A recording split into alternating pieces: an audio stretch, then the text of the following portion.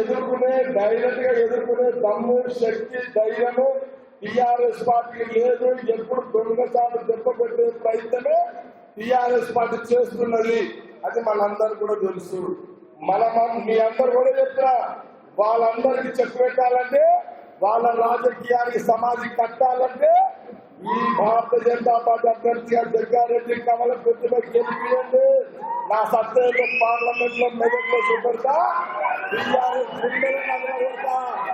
అంత దమ్మ హరీశ్రావు ఉన్నదా? హరీశ్రావు మంత్రి కాదు, మంత్రి ఉండొచ్చు, జగ్గారెడ్డి కలుసుకునే బయటకు అడుగు పెట్టండి. హరీశ్రావు